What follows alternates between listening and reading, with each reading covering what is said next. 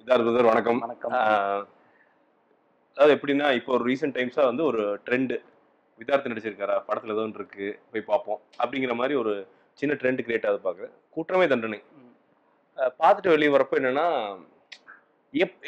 எனக்கு என்ன ஒரு லெசன்னா ஒரு பயங்கர ஒரு நம்பிக்கை கொடுத்துச்சு. சரி நாளைக்கு நம்ம ஏதாவது ப்ரொடக்ஷன் பண்றோம்னா பண்ணிடலாம்டா, ஏன்னா சின்னதா அழகா பண்ண முடியும் அப்படின்ட்டு வந்து ஒரு விஷயம். அந்த கிளைமேக்ஸ் எல்லாம் பார்த்ததுக்கு அப்புறம் அது எப்படின்னா ஒரு ஓப்பன் எண்டட் மாதிரி தான். அது ஒரு 2-3 மணி நேரம் யோசிச்சுட்டே இருந்தது. விதார்த் அப்படிங்கிறவர் வந்து ஒரு மைனால இருந்து அப்படி மாறினது அப்படிங்கிறது அந்த ஜேர்னி பெருசு ஆக்சுவலா. அந்த ஸ்டார்ட்ல இருந்து இது வரைக்கும் வர்றதுக்கு என்னென்னலாம் வந்து கெயின் பண்ணிருக்கீங்க, சினிமால எதெல்லாம் இழந்திருக்கீங்க?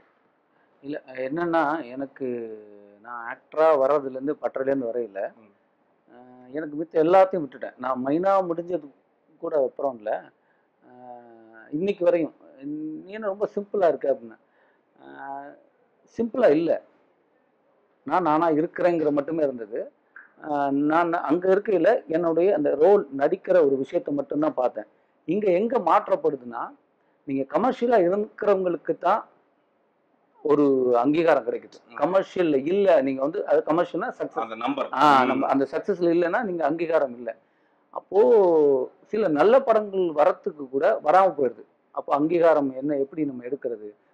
நான் வந்தேன் ஆக்டரா இருந்தேன், இவ்வளவு பொருள் சேர்த்தேங்கிறத விட நான் ஆக்டரா இருந்தேன் இப்படி படம் பண்ணியிருக்கேன்னு எனக்கு காட்டணும்னு தோணுச்சு. ஏன்னா அந்த தியேட்டர்ல இருந்த ஒரு விஷயம்.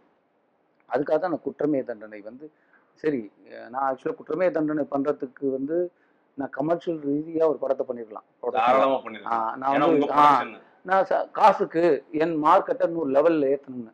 ஆனா என்னோட எண்ணம்னா, நான் நல்லா ஆக்டருங்க, ஆக்டருங்கிறது நான் ஆக்டரா ஆகிறதுக்கு ட்ரை பண்றேன் அப்படி கூட சொல்லிக்கலாம். நான் நல்ல ஆக்டர் ஆகிறதுக்கு ட்ரை பண்றேன், எனக்கு இந்த மாதிரி படங்கள் வேணும். நான் மணிகண்டன் சொன்னேன், நீங்க என்ன நினைக்கிறீங்களோ நான் நல்ல நடிகன், எனக்கு மறுபடியும் ஏன் நீங்க நல்ல நடிகன் ப்ரூஃப் பண்ணுமா? ப்ரூஃப் பண்ணல, சில ஆளுங்களுக்கு என்னை தேடி வர்றதுக்கு நான் ஒரு படம் பண்ணணும் அப்படின்னு. அப்படி எடுக்கப்பட்டது தான் குற்றமே தண்டனை. அந்த குற்றமே தண்டனைக்கு அப்புறம் தான் என்னை தேடி சில படங்கள் சூஸ் வந்தது. இந்த இடைப்பட்ட காலத்துல ஸ்ட்ரகிள் அப்படிங்கிறது நான் குற்றமே தண்டனை படம் பண்றதுக்காக ஸ்ட்ரகிள் ஆனதுதான். ஏன்னா அப்படி ஒரு படம் பண்ணா நான் பொருள் எனக்கு தேவை. கண்டிப்பா நான் அதுக்காக நடித்த படங்கள் தான் நிறைய படங்கள் நடிச்சது. அதில் நல்ல படங்கள், சில நல்ல படங்கள் இருந்திருக்கு. ஆனா ஆள் ரொம்ப நல்ல படம் தான், பத்திரிகைகளாக பாராட்டப்பட்டது. ஆனா கமர்ஷியலா சக்சஸ் இல்லை. காடு நல்ல படம் தான், ஆனா கமர்ஷியலா சக்சஸ் ஆகல. எல்லாத்தையும் ட்ரை பண்ணியிருக்கோம். நான் மட்டும் இல்லை, அந்த படத்தோட ப்ரொடியூசரும். ஏன்னா ஏன்னா நான் மட்டும் ஆசைப்படுற விஷயம் இல்லை, தயாரிப்பாளர் ஆசைப்படணும், இயக்குனர் ஆசைப்படணும். அதெல்லாம் ஸ்டெபிளா இருந்தது. என்னமோ எனக்கு குற்றமே தண்டனை எனக்கு இன்னொரு பெஞ்ச் மார்க் வந்து கிடைச்சது. அதுக்கப்புறம் டிராவல் தான் இது. இந்த விதார்த் வெர்ஷன் 2, அதாவது வந்து குற்றமே தண்டனை அப்படின்னு சொல்லலாம். இந்த ஒரு கிடாயின் கருணை மூணு ஆக்சுவலா ட்ரெய்லர் பாக்குறப்போ என்ன ஒரே விஷயம் பட்டுச்சுன்னா, என்னடா ஊரை அப்படி எடுத்து வச்சிருக்காங்க. அந்த ஊர் வந்து ஊரு அப்படின்னு சொல்லிக்கிட்டு எடுக்கிறது வேற, அந்த ஊர்லயே பிறந்ததுல இருந்து வளர்ந்து ஒரு டைரக்டர் எடுக்கிறது வந்து வேற. கண்டிப்பா வந்து சுரேஷ் வந்து அந்த ஊர்லயே வளர்ந்துருக்காரு. ஆமா, அந்த ஊரு தான் அது எடுத்தது, அந்த ஊர்ல தான். ஆமா, அந்த நேட்டிவிட்டி அப்படிங்கிறது. அண்ட் இப்ப போயிட்டு நியூயார்க் பிலிம் ஃபெஸ்டிவல் அங்க போயிட்டு வந்திருக்கிறீங்க. என்ன மாதிரியான வரவேற்பு இருக்குங்க, என்ன மாதிரியான ஃபீட்பேக் இந்த படங்களுக்கு வந்து உலக லெவல்ல கிடைக்குது? கண்டிப்பா. ஆக்சுவலா இந்த படத்தை பொதுவா சொல்லணும்னா, அந்த படத்துல ஸ்டார்ட் பண்ணலாம். இந்த படம் வந்து எனக்கு மணிகண்டன் மூலமா தான் கிடைச்சது. அவருடைய அசிஸ்டன்ட், பிரதர் இது நல்ல படம் பண்ணிட்டோம், இதுக்கப்புறம் எனக்கு எப்படி படங்கள் தேடணும்? இல்லை சார், உங்களுக்கு கரெக்டான படங்கள் வரும் அப்படின்னாரு. அவர் தான் கொண்டு வந்து இதை எனக்கு கொடுத்தாரு. என்னுடைய அசிஸ்டண்ட் ஒரு படம் பண்ணியிருக்கான், அந்த ஸ்கிரிப்டை பாருங்கன்னு ஸ்கிரிப்டை கொடுத்தாரு. நான் ஸ்கிரிப்டை படித்தேன். ஸ்கிரிப்ட் யார் ஹீரோன்னு தெரியல. அந்த ஸ்கிரிப்ட்ல படம் பார்க்கும்போது இதுல யார் ஹீரோன்னு இல்லை. ஆனால் ஒரு ரொம்ப இன்ட்ரெஸ்டிங் ஸ்கிரிப்ட். என்னங்க, ரொம்ப செமையான ஒரு வாழ்வியல் இருக்கு. அப்போ நான் ஒரு கூப்பிட்டேன், இதில் எந்த ரோல் என்ன அப்படின்னு. சார் இதுதான் சார் இந்த கல்யாண மாப்பிள்ள, இந்த ரோல் எனக்கு செம்மையாக இருக்குங்க அப்படின்னா. இதை வந்து இதுக்கு வந்து நான் இன்னொருத்தர்கிட்ட இதை சரி இதை பண்ணலாம், நான் பண்ணுறேன், ரெடி. அப்போ இதில் ஒரு ஆக்ட் பண்ணுறதுக்கு ஒரு ஆக்டரை கேட்குறோம். அவர் ஆக்டர் கேட்டோன்னா அவர் வந்து எனக்கு இந்த ரோல் வேணாம், எனக்கு இந்த ரோல் கொடுங்க, ஏன்னா இது நான் வழக்கமாக பண்ணியிருக்கிறேன், இந்த ரோல் எனக்கு வேணும். ஆனால் முதல்ல உனக்கு பாராட்ட சொல்லணும், இப்படி ஒரு ஸ்கிரிப்டை நீ தேர்ந்தெடுத்து அதில் நடிக்க போகிறேங்கிறப்ப அதுக்கு அவனை வாழ்த்து சொல்லணும், செம்ம ஸ்கிரிப்ட் அப்படின்னாரு. அப்புறம் அவர் சொன்னார், இந்த ஸ்கிரிப்டை வந்து எழுதுறது ஓகே, எல்லாம் ஓகே, ஆனால் இது படமாக எடுக்கிறது அவ்வளோ சாதாரண விஷயம் இல்லை. நீ இது வந்து கிட்டத்தட்ட 40 ஆக்டரை வந்து ஒரு இடத்துல ஒருமிச்சு அவங்க எல்லாத்தோட பெர்ஃபார்மன்ஸும் உங்களுக்கு நடக்கிற இப்போ இம்பார்ட்டன்ட் சீன் நீங்க இருக்கீங்கன்னா 40 அனுப்புவான். அவனுக்கு ரியாக்ட் பண்ணும். ஏன்னா அந்த இடத்துல இருக்கிறவன் இது எல்லாத்தையும் பார்க்குற அவர் சாதாரண விஷயம் இல்லை, இது பண்றது ரொம்ப பெரிய விஷயம்ப்பா, இது எவ்வளோ ஈஸியான அவர் சொன்ன அப்புறம் தான் எனக்கு ஆமா இல்லை அப்படின்னு. இதை வந்து 39 நாள்ல இதை பிளான் பண்றாரு டைரக்டர். இது எவ்வளவு ஒரு சாத்தியக்கூறு அப்படின்னா, இப்போ இதுல முக்கியமான சில ஆக்டரை வந்து ஆஃபீஸ்லேயே ட்ரைனிங் ஒரு 6 மாசமா கொடுக்குறாரு. அந்த இடத்துக்கு போறோம். நீங்க உண்மையை சொல்ல போனா இந்த 40 பேரும் இந்த படம் பார்க்கல 40 பேரும் மைண்ட்ல நிற்பான். நீங்க படம் பார்க்கல நான் மட்டும் இல்லை, இதுல அத்தனை பேரும் ஒவ்வொரு பேரை சொல்லுவீங்க. கொண்டி, அரும்பாடு, ஏழ்ரை இப்படின்னு ஒவ்வொரு குஞ்சுக்கறி இப்படின்னு ஒவ்வொருத்தருடைய கதாபாத்திரத்தோட பேரை சொல்லி கண்டிப்பா அந்த ஆடியன்ஸ் படம் பார்த்தவரும் கூப்பிடுவாங்க. ஏன்னா அப்படி பண்ணியிருக்காங்க அவங்க வந்து. நான் இது எனக்கு ரொம்ப ஆச்சரியம். நான் இது வந்து தியேட்டர்ல நாடகம் பண்ணும்போது ஒரு 3 மணி நேரம் நாடகம் பண்றோம்னா நாங்க ஒரு 3 மாசம் ரிஹர்சல் இருக்கும், அதுல ஒரு பெர்ஃபார்மன்ஸ் ஒன்று கிடைக்கும். இவங்க அது மாதிரி அந்த படத்தை வந்து இதுல வந்து டேக் அப்படிங்கிறது டைரக்டர் சில விஷயங்களை கேட்பார் தவிர, ஆனா அந்த ஷார்ட் ரெடி போலாமா அப்படின்னா டக்குன்னு ரெடி எல்லாரும் வந்து உள்ளுக்குள்ள வச்சுருவோம், டக்கு டக்கு டக்குன்னு வருவாங்க. அப்படி ஒரு ஃபீல்ல பண்ணாங்க. பிரமாதமான. இதுக்கு வந்து என்னன்னா மெயின் டைரக்டரோட கான்ஃபிடென்ட். அவர் வந்து இது எப்படி பண்ண முடியும். எனக்கு முதல்ல போயில கொஞ்சம் பயம்லாம் இருந்தது. இது எப்படி பண்ண போறோம், ஷார்ட் வைஸ் என்ன எடுக்க போறோம், என்ன கட் பண்ண போறோம், அதுல அவங்க நிற்பாங்களா நிற்க மாட்டோம், ரொம்ப ஆழ்ந்த அறிவை வச்சு நம்ம யோசிச்சோம். ஆனா அதெல்லாம் இல்லை. ஏன்னா எல்லாருமே உண்மையிலேயே ஒரு தவம் மாதிரி தான் எடுத்தாங்க. அந்த 40 பேருமே வந்து அவ்வளோ பிரமாதமா பண்ணியிருக்காங்க.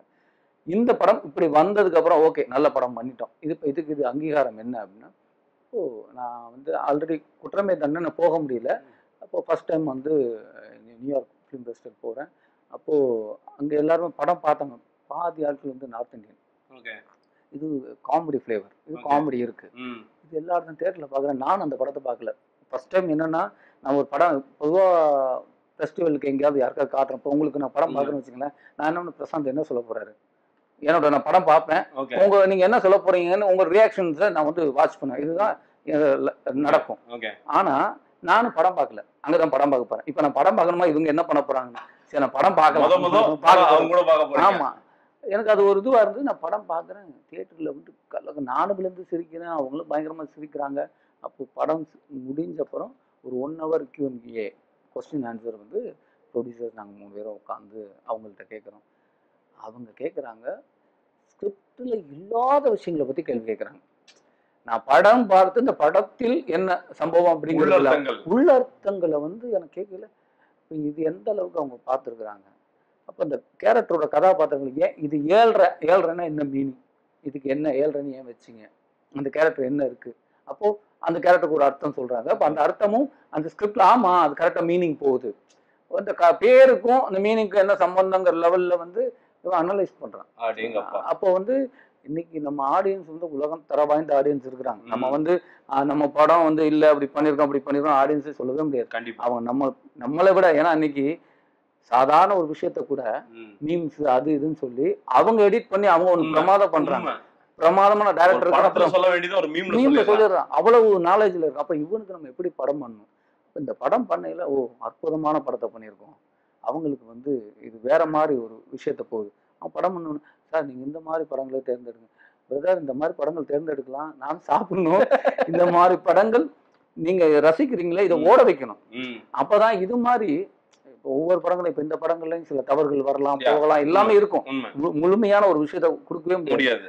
அப்போ இந்த தவறுகளை திருத்தப்படணும்னா இந்த மாதிரி படங்கள் ஓடும். இப்போ என்கிட்ட இந்த மாதிரி ஒரு நல்ல கதைகள் இருக்கு, என்கிட்ட இந்த மாதிரி நல்ல படத்தை பண்ணணும்னு ஆவல் இருக்கு அப்படிங்கிறத ஒரு தயாரிப்பாளரோ ஒரு இயக்குனரோ முனைப்பு கொடுக்கணும்னா இந்த மாதிரி ஒரு கதைகள் உள்ள படங்கள் வந்து சக்சஸ் ரேட்டிங்ல நிற்கணும். அப்படி நின்னால் மட்டும்தான். ஏன்னா கண்டிப்பா வந்து நம்மளுடைய இயக்குநர்கள்கிட்டயோ நடிகர்கள்கிட்டயோ எல்லாமே இருக்குது, அதை யார் தட்டுறது, யார் கொண்டு வருது. அப்போ அதுக்கு வந்து இங்கே வெற்றிங்கிற ஒரு அங்கீகாரம் இருக்குது. ஏன்னா யாருமே காசை போட்டு இழக்க விரும்பலை. எனக்கு எனக்கு லாபம் வராண்டாங்க, நான் போட்ட காசு வரணுங்க, அப்போ தாங்க நல்ல படம் எடுக்க முடியும். அப்போ இந்த மாதிரி நல்ல படங்கள் இப்போ ஈராசு மாதிரி பெரிய நிறுவனங்கள் வந்து கோடியான 100 கோடிக்கும் படம் பண்ணிட்டு இருக்கிறாங்க, ஒரு சின்ன பட்ஜெட்டும் பண்ணுறாங்க. அவங்க சின்ன பட்ஜெட் படத்தை அவங்க ஆத்மார்த்தமாக ஒரு திருப்தி கிடைக்குது. அவங்களே என்ன சொல்கிறாங்க, எனக்கு இந்த மாதிரி படங்கள் பண்ணணும்னு ஆவலை தூண்டுது. அப்போ அது அங்கீகாரமாக போய் சேரணும். இது வந்து நம்ம ஆடியன்ஸ் கையில் தான் இல்லை. இப்போ என்னன்னா நீங்கள் இப்போ இந்த சின்ன படங்கள் அப்படின்னு சொல்கிறப்போ இப்போ ஒரு ட்ரெண்ட் உருவாயிடுச்சு. இந்த ஒரு 1-1.5 வருஷமா கண்டென்ட் மட்டும் ஜெயிக்குது. கண்டிப்பாக ஒரு மாநகரம் ஜெயிக்குது, ஒரு ஜோக்கர் ஜெயிக்குது. ஸோ இந்த மாதிரி படங்கள் தொடர்ச்சியா பார்த்தீங்கன்னா ஒரு துருவங்கள் 16 ஜெயிக்குது, ஒரு 8 தோட்டாக்கள் ஜெயிச்சிருச்சு. பெரிய படங்கள் எல்லாம் ஒதுக்கிட்டு ஆடியன்ஸ் வந்து டேஸ்டே மாறி போய் பார்க்குறாங்களோ அப்படின்ட்டு. இது சினிமாவுக்கு வந்து ஆரோக்கியமா? ஏன்னா நம்பர்ஸ் தான் சினிமா அப்படின்னு சொல்றாங்க. இல்லை, சினிமாவுக்கு கண்டிப்பாக ஆரோக்கியமான விஷயம்தான். ஏன் அப்படின்னு கேட்டிங்கன்னா, இன்னைக்கு படிக்கிற பழக்கங்கள் கம்மியாயிடுச்சு. அன்னைக்கு நான் படிக்கும்போது நல்ல நாவல்கள் எடுத்து படிக்க சொன்னாங்க, வீட்டில் படிக்க சொன்னாங்க, வாத்தியார் படிக்க சொன்னாங்க, பாட்டி கதை சொல்லியிருக்கிறாங்க. ராமாயணமோ மகாபாரதமோ நான் வந்து ஒவ்வொரு ட்ரிப்பும் சாதம் வாங்கி நைட்டு எங்கள் பாட்டி சாதம் கண்ணந்த இதில் மோர் சாதத்தை வச்சு கையால் குளித்து சாம்பாரை ஊற்றி சாப்பிடும்போது கதைகள் எனக்கு பரிமாறப்படும். அப்போது என்னுடைய வாழ்க்கையுடைய எது நல்லது கெட்டதுங்கிற அந்த கதைகள்லேருந்து தெரிஞ்சுக்க முடியும். அப்போது ஒரு நல்ல கதைகளும் நல்ல ஒரு நாவலும் படிக்கிற ஒரு விஷயம் கம்மியான போகுது. கதை கேட்கறது இல்லை. நீ பாட்டி யாரும் கதை சொல்கிறது இல்லை, குழந்தைகளை விட்டுட்டு விளையாட வாட்ஸ்அப். ஆனால் பாட்டிங்கிறது இல்லாமல் போயிடுச்சு. ஏன்னா எல்லாரும் மனுஷன் 60 வயசுல சேர்த்துறான், அப்புறம் எங்கே பாட்டிங்கிறது? கல்யாணம் பண்ணுறான் 40 வயசில். இப்போ பாட்டிங்கிற உறவுகளே இல்லாமல் போயிட்டு இருக்கிற ஒரு கட்டத்தில் இந்த மாதிரி நல்ல கதைகள் உள்ள படங்கள் வந்து ஜெயிச்சாதான் நமக்கு அதை வந்து இது ஒரு பாட்டியோட ரோலை ப்ளே பண்ணுது. ஆமாம், நீங்கள் வந்து என்னென்னா உங்களுக்கு நல்லது கெட்டது யாருங்க சொல்லிக் கொடுக்குறா? சொல்லிக் கொடுக்குறதுக்கு ஆளே இல்லை. சினிமா வந்து இந்த ஊடகம் வழியாக அது சொல்லணும்னு நான் ஆசைப்பட்றேன். கெட்டதையும் சொல்லு, நல்லதையும் சொல்லு, எது வேணால் அவன் தீர்மானிப்பான் என்னங்கிற விஷயத்த. அப்போ நல்ல கதைகள் வரணும். அப்போது நல்ல கதைகள் எடுக்கிறதுக்கு இவ்வளோ போதும் பட்ஜெட். இப்போ வந்து கதை தீர்மானிக்குது பட்ஜெட்டு. அப்போ அந்த கதை வந்து நல்ல கதைகள் இருந்தால் இப்போ இப்போ பாகுபாலின்னு ஒரு படம் இன்றைக்கி, அது இன்றைக்கி என்ன வேணால் சொல்லுங்கள், 1500 கோடி 2000 கோடி வசூலாச்சு. அது ஏன் வசூலாச்சுங்கிறத பிரம்மாண்டத்தை மட்டும் பார்த்துட்டு இருக்கான். ஆனால் அதுக்குள்ளே ஒரு அற்புதமான விஷயம் என்னென்னா, அந்த அவளை கொண்டு வந்து அவன் தடவிட்டான், தப்பு பண்ணிட்டான்னு கைது பண்ணி கூட்டிகிட்டு வரான். கூட்டிகிட்டு வந்து நிற்கையில் பின்னாடியே பாகுபலி வரான். வந்துன்னு அவளை பார்க்குறான். ஷார்ட் பிரமாதமாக பண்ணியிருப்பாங்க. அவளை பார்க்குறான், அவன் விலங்க பார்க்குறான், கத்தியை பார்க்குறான். இங்கே பார்த்தான்னா அவன்கிட்ட பதில் சொல்லுங்கிறான். பின்னாடி போனால் பயப்படுறான். நீ எதுக்கு இந்த இடத்துல பயமுறுத்துற? சபையில் வந்து பயப்படுற? சபையில் உண்மை எங்கே தெம்பா நிற்குது, பொய் இங்கே பதப்படுத்துது, நடந்ததை சொல்லு அப்படின்னா. அவன் இந்த மாதிரி கோயிலுக்கு வந்தவனும் பின்னாடி தடவனா, என்ன தடவை பார்த்தா 4 விரலை வெட்டினேன், நீ தப்பு பண்ணிட்ட, விரலை வெட்டிருக்கூடாது, அவன் தலையை வெட்டிருக்கணும். இன்னைக்கு சமூகத்தில் தானே இருக்குது. பெண்களை ரேப் பண்ணும்போது அவனை தூக்கத்தண்டனை கொடு, அவனை கொள்ளு, துபாயில் கொடுக்குற மாதிரி அதை பண்ணுன்னு ஒவ்வொரு மனுஷனுக்கும் கோவம் இருக்குது. கண்டிப்பாக இந்த கோவத்தை பிரதிபலிக்கிறான். அதுதான் அந்த படத்துடைய பெரிய ஹிட்டுன்னு நான் ஆசைப்படுறேன். இந்த படம் ஹிட் ஆனதுக்கு இந்த மாதிரி உணர்வுபூர்வமான சீன்ஸ் இருக்குது.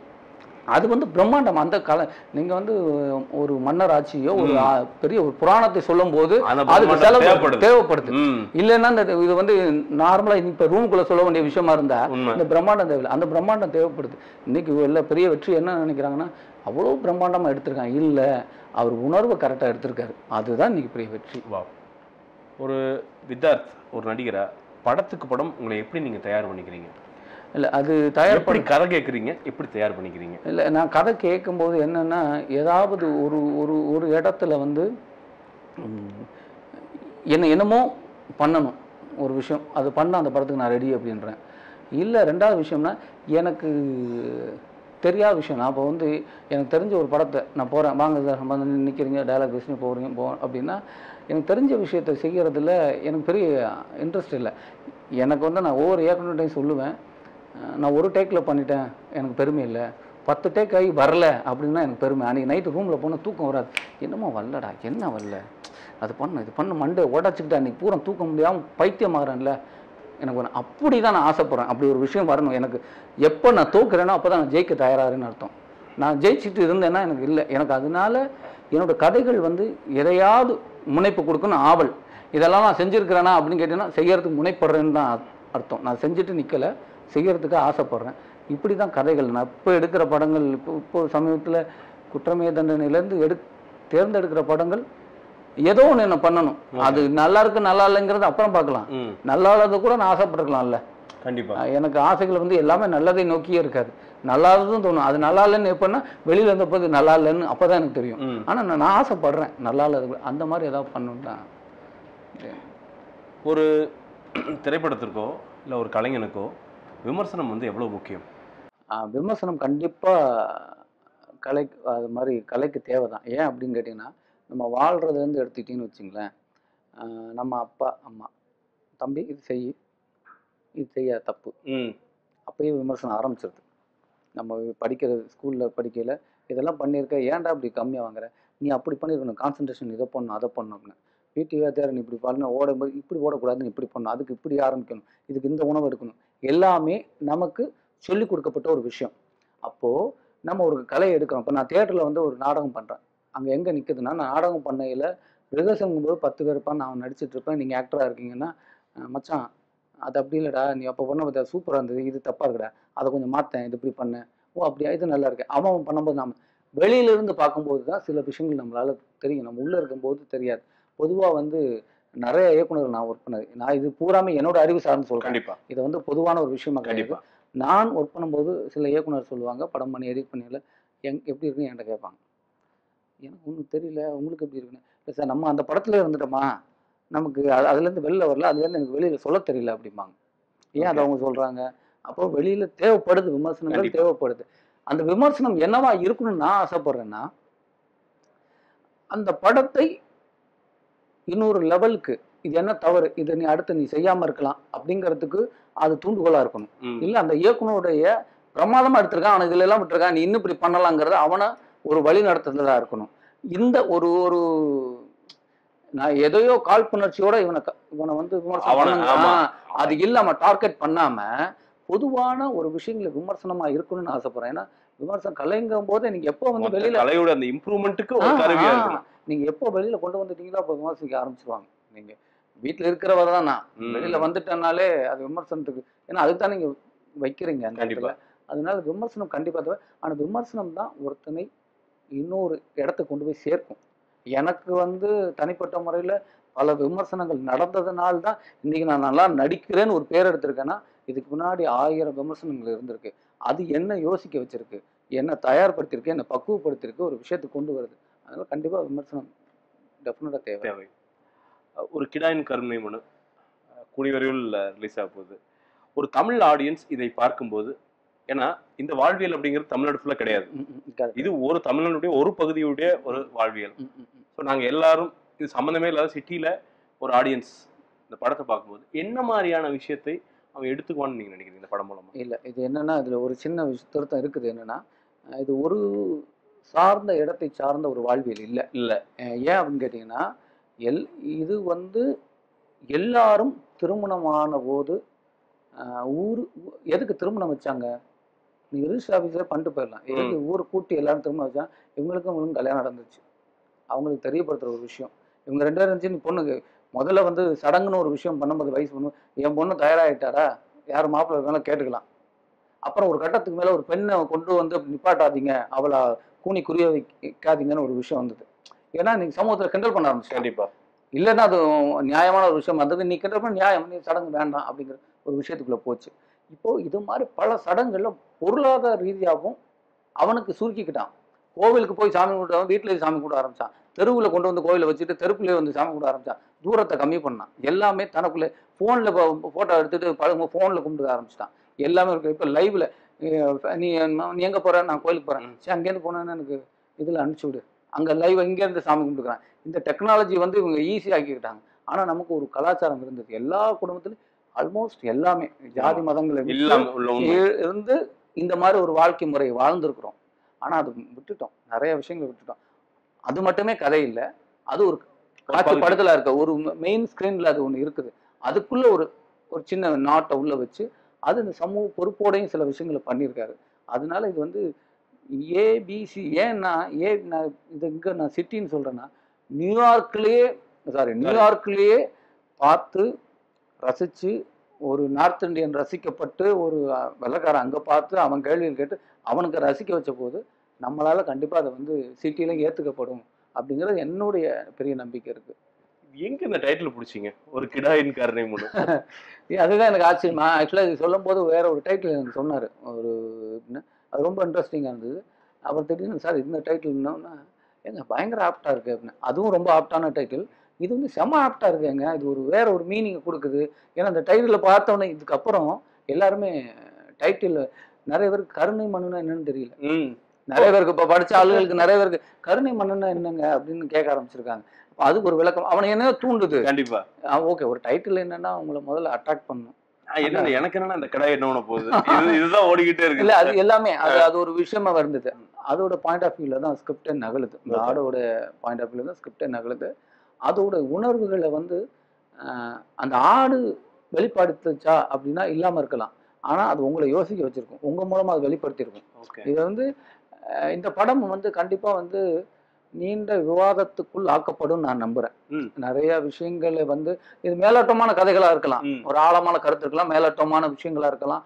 இது வந்து அப்புறம் நாளைக்கு ஃபுல்லாக பார்க்கும்போது இது அவ்வளவுக்கு பிரமாண தகுதிக்கான படமா, இப்படிலாம் நிறைய கேள்விகள். ஆனால் அந்த கேள்விகள் கூட எழுப்புறதுக்கு ஒரு படம் வேணும் இல்லை?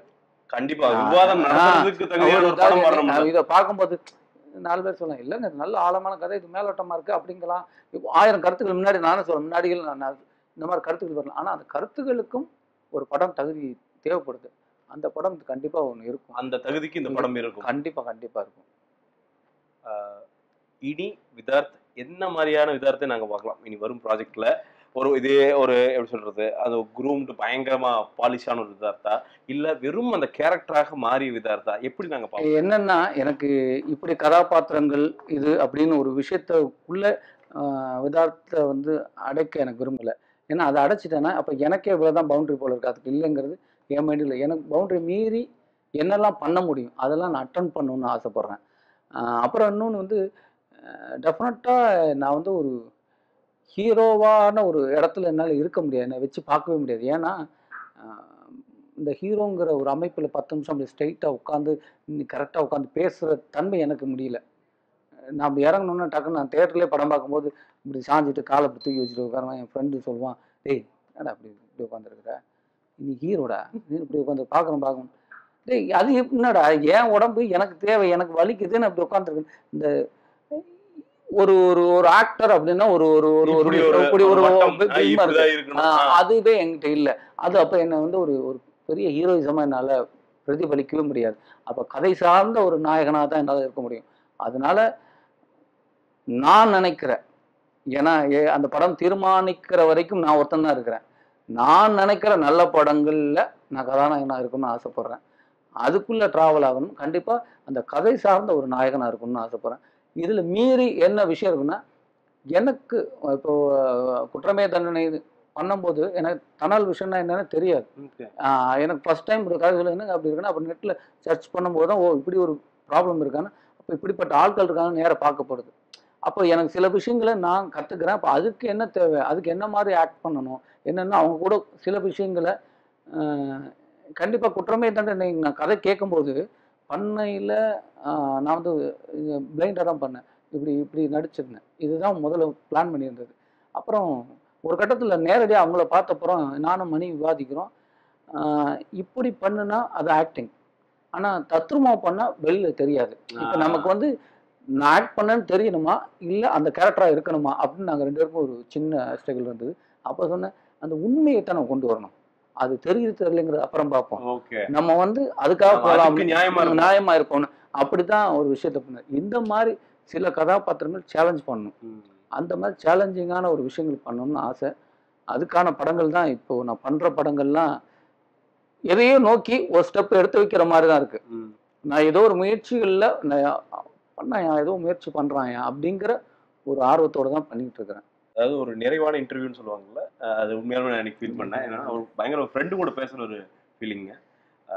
படம் ரிலீஸ் ஆகட்டும், கண்டிப்பாக பெருசாக ஜெயிக்கும், அது சந்தேகமே இல்லை. உங்களுக்கும் இனி வர ப்ராஜெக்ட் வந்து புதுசாக நான் இதார்த்த பார்த்துட்டே இருக்கணும்னு ஆசை. நான் குற்றமே தண்டனையிலேருந்து அது ஒரு எக்ஸ்பெக்டேஷன் வந்துருச்சு. ஸோ ஏதோ ஒரு நல்ல உயரத்தில், ஒரு நல்ல நடிகனாக ஒரு மிகப்பெரிய உயரத்தில் பார்க்கணுன்னு ஆசை. தேங்க்யூங்க இவ்வளோ நேரம். வணக்கம். வணக்கம். ஒரு கிடாயின் கருணைமனு டைட்டில் எங்கேருந்து பிடிச்சிங்க? டைட்டில் ஆக்சுவலாக இந்த படத்தோட டயலாக் ரைட்டரோட ஷார்ட் ஸ்டோரி. ஓகே. ஷார்ட் ஸ்டோரியில் அவர் வந்து கருணை மனுன்னு மட்டும் வச்சுருந்தாரு. ஸோ நான் அது பிடிச்சிட்டேன் கரெக்டாக. அப்புறம் அந்த கதைக்கு வந்து கிடா ரொம்ப முக்கியம் அப்படின்னு சொல்லிட்டு ஒரு கிடாயின் கருணை மனுன்னு சொல்லி அது ஃபிக்ஸ் பண்ணுது.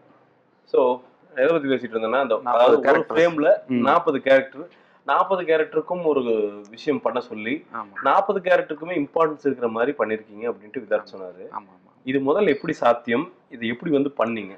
ஆக்சுவலாக ஒரு ஊரை கிரியேட் பண்ணியிருக்கிறேன், வேறு ஒன்றுமே இல்லை. அந்த 40 கேரக்டரும் எங்கள் ஊரில் நான் பார்த்த ஆளுங்க. எங்கள் கல்ச்சர் வந்து எப்படி இருக்குன்னா, லாரி பிடிச்சி ஒரு ஆடு கொண்டு போய் ஒரு இடத்துல போய் பள்ளி கொடுப்பாங்க. இப்போ அது மேக்ஸிமம் இங்கே இல்லாமல் போயிடுச்சு. இந்த கலாச்சாரங்கிறது நிறையா அழிஞ்சு போச்சு. இப்போது குலதெய்வம் கோயிலுக்கு போகிறதா இருந்தால் கூட ஒரு ஃபேமிலியில் உள்ள மெம்பர்ஸ் மட்டும்தான் போகிறாங்களே தவிர ஊரோட சேர்ந்து யாரும் போறது இல்லை. இல்ல மறைஞ்சே போச்சு. அந்த ஊரோட ஒத்துவாள்னு சொல்லி அந்த பழமொழியும் மறைஞ்சு போச்சுன்னு நினைக்கிறேன். ஸோ அது கிரியேட் பண்ணது. அப்புறம் ஒவ்வொரு கேரக்டருக்கும் ஒரு நேம் இருக்கும். இப்போ இவர் கேரக்டர் வந்து அரும்பாடுன்னு சொல்லி ஒரு கேரக்டர் இருக்கு. அவர் பேசும்போதெல்லாம் அந்த அரும்பாடுங்கிற வார்த்தையை போட்டுக்கிட்டே இருப்பாரு.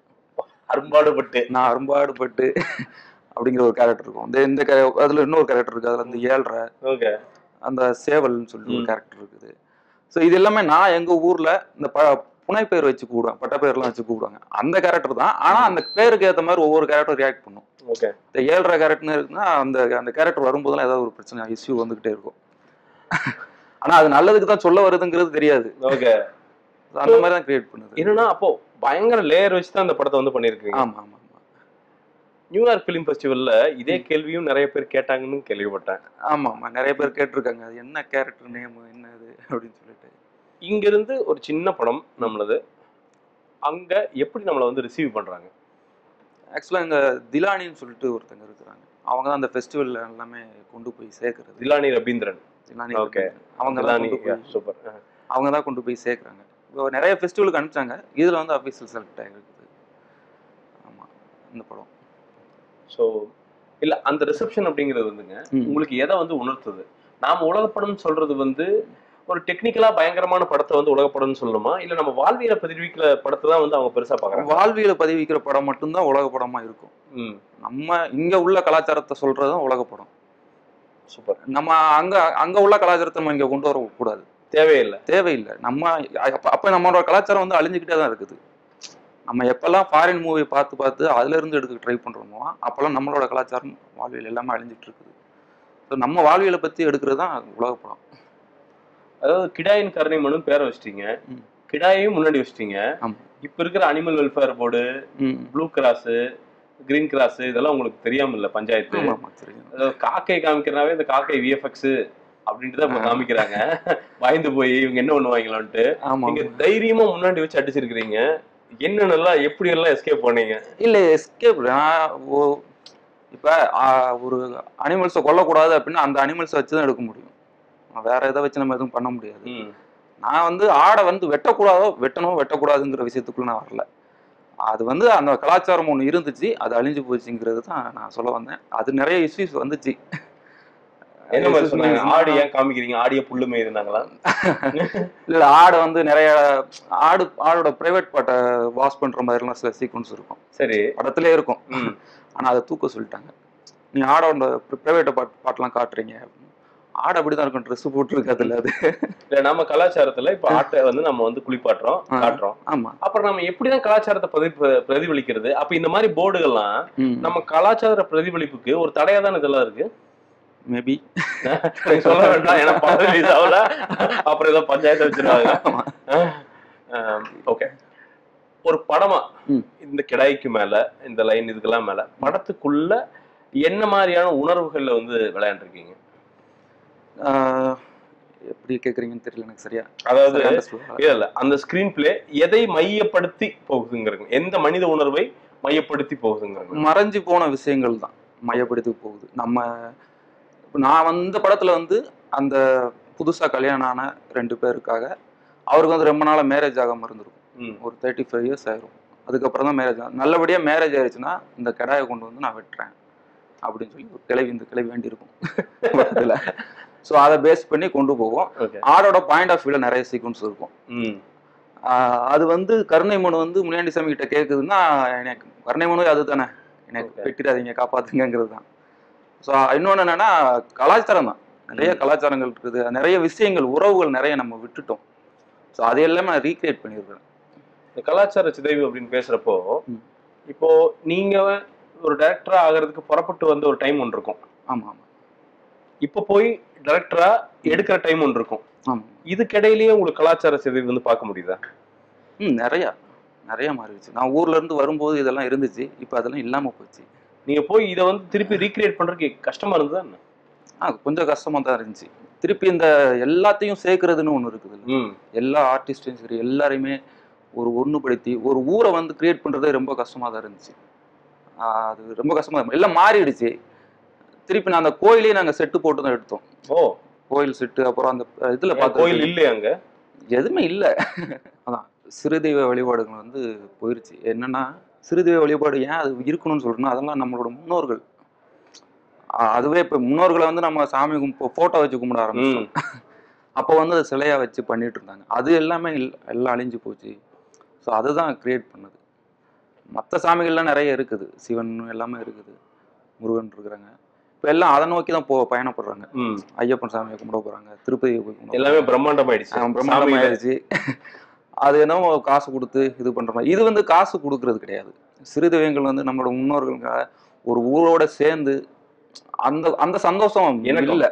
ஆமா, அந்த இது இல்லை. இப்போ இந்த படம் ஆரம்பிக்கிறப்போ வந்து கிடாயின் கருணை மட்டும்தான் பண்ணிட்டு தான் எல்லாம் பண்ணுவேன் அப்படின்னு ஆரம்பிச்சிங்களா, இல்லை இது ஒரு 3 ஸ்கிரிப்ட்ல ஒரு ஸ்கிரிப்ட்? அது இல்லை, ஃபர்ஸ்ட் இதுதான், இந்த ஸ்கிரிப்ட் தான் பண்ணேன். ஆக்சுவலாக இந்த ஸ்கிரிப்ட் காக்கா முட்டை பண்ணுறதுக்கு முன்னாடி அந்த ஸ்கிரிப்ட் ஆரம்பிச்சிட்டேன் நான். ஓகே, அது பண்ணுறதுக்கு முன்னாடியே ஆரம்பிச்சிட்டேன். அதுக்கப்புறம் அந்த படத்தில் ஒர்க் பண்ணிட்டு அதுக்கப்புறம் தனியாக வந்து பண்ண ஆரம்பிச்சிட்டேன். மணிகண்டன் அப்படிங்கிற ஒருத்தர் உங்களுக்கு வந்து உங்க மேல இன்ஃப்ளூயன்ஸ் அப்படிங்கிறது எந்த அளவுக்கு இருக்கு? இல்லை இல்லை, என் மேலே நிறைய நம்பிக்கை வச்சிருக்கிறாரு. இன்னும் நல்ல படங்கள்லாம் எடுத்து கொடுப்பேன் அப்படிங்கிறது. ஏன்னா நம்பிக்கை இருந்ததுனால தான் வந்து அவரே ஓன் ப்ரொடக்ஷன் ஆரம்பித்தார். அது சில காரணங்களால் பண்ண முடியாமல் போய் அதுக்கப்புறம் அவரே இங்கே கொண்டு வந்து சேர்த்து விட்டார். அந்த அளவுக்கு நம்பிக்கை இருக்குது. இன்னைக்கு அதே நம்பிக்கை இருக்கு கண்டிப்பா. இப்போ இந்த சிறு படங்கள் அப்படிங்கிறது வந்து டக்குன்னு ஜெயிச்சுட்டு வரது நம்ம பார்த்துட்டே இருக்கிறோம். இந்த ட்ரெண்ட் வந்து எந்த அளவுக்கு உங்களுக்கு வந்து ஒரு நம்பிக்கையை கொடுக்கிறது? ரொம்ப ஆரோக்கியமான விஷயம்தான். சின்ன பட்ஜெட்டு பெரிய லாபங்கிற மாதிரி தான். சின்ன சின்ன ஐடியாஸ் இது மாதிரி நிறைய பேர் வச்சிருக்காங்க. அதெல்லாம் கொண்டு வரணும் மறுபடியும். அது கொண்டு வந்தால் நல்லதுன்னு நினைக்கிறேன். இந்த கதைக்கு எதுக்கு வந்து வித்தார்த்தன் தேவைப்பட்டாரு?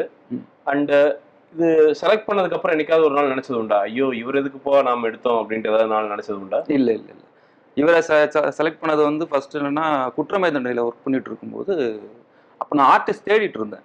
நான் வந்து எங்கள் ஊர்லேயே ஒரு ஆளை பிடிச்சி பண்ணலான்ட்டு தான் யோசிச்சுட்டு இருந்தேன். அப்போ வந்து மணிகண்டன் சார் வந்து சொன்னார், இல்லை ஒரு ஃபெமிலியரான ஒரு ஆள் தேவை அப்படின்னு சொல்லிட்டு இருக்கும்போது அவரை வந்து சஜஷன் பண்ணார். எனக்கும் இந்த ஏஜில் எனக்கு தேவைப்பட்டுச்சு. ஒரு 35, 36 ஏஜில் எனக்கு ஒரு ஆள் தேவைப்பட்டுச்சு. எனக்கு ரொம்ப ஒரு கரெக்டாக இருந்தார். எதுவும் என்றைக்குமே யோசிச்சது இல்லை, இவரை ஏன் சூஸ் பண்ணிட்டு யோசிச்சதே இல்லை. அந்த அளவுக்கு கரெக்டாக ஆமாம் கரெக்டாக பண்ணியிருந்தார். இன்னொன்று என்னென்னா, ஒரு அந்த ஹீரோவோட இமேஜ் இருக்காது படத்துலையுமே. ஏன்னா அவ்வளோ பேர் இருக்கிறாங்க, 40 பேர் இருப்பாங்க. அவங்களுக்கு எல்லாத்துக்கும் வழி விட்டு தான் அவர் நிற்பார். எல்லா கேரக்டரும் தெரியணும் அப்படின்னு சொல்லிட்டு எல்லாத்துக்கும் வழி விட்டு தான் வந்து நின்றுட்டு இருந்தார். ரொம்ப ஒத்துழைப்பாக இருந்தார்.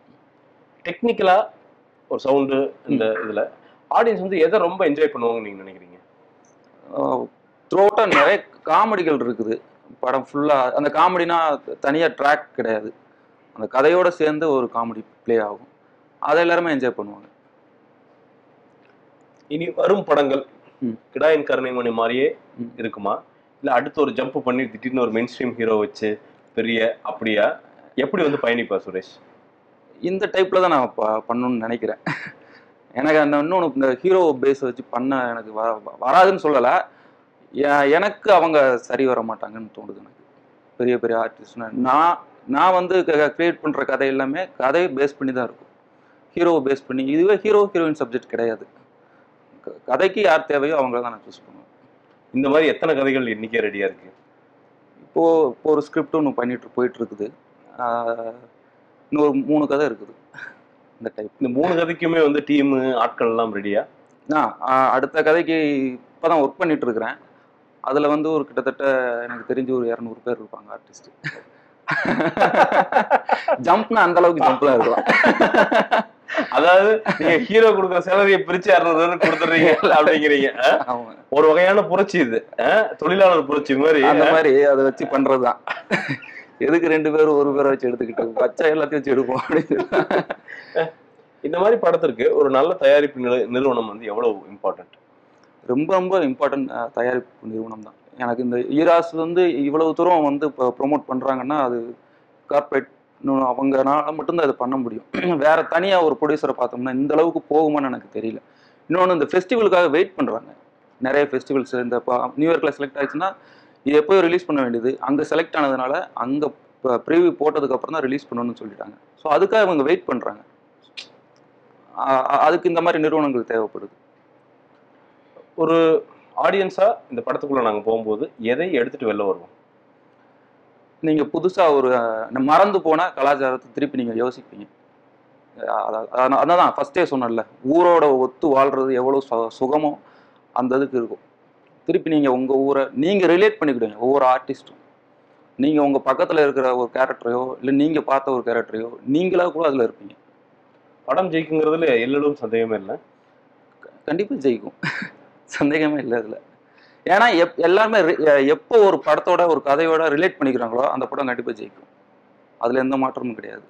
ரிலேட் பண்ணாம இருந்தால் தான் அது கொஞ்சம் டிஸ்டன்ஸ் மெயின்டைன் பண்ணும். இந்த படத்தை ஏன் பார்க்கணும் அப்படிங்கிற மாதிரி. ரொம்ப ஷார்ப்பான ஒரு தெளிவான மனுஷர்கிட்ட வந்து நான் பேசியிருக்கேனுங்கிறது இப்ப எனக்கு தெரியுது. சுரேஷ் சார் பெருசா வெற்றி பெறட்டும். இந்த மாதிரி கலாச்சாரத்தை ஒன்றிய நாங்க மறந்த வாழ்வியலை தயவு செய்து எங்களுக்கு வந்து ஞாபகப்படுத்திட்டு இருக்கோம். கண்டிப்பா அப்படிங்கிற என்னுடைய தாழ்மையான வேண்டுகோள். கண்டிப்பா. நிகழ்ச்சிக்கு வந்து ரொம்ப நன்றி. ரொம்ப நன்றி. வணக்கம் சார். வாங்க.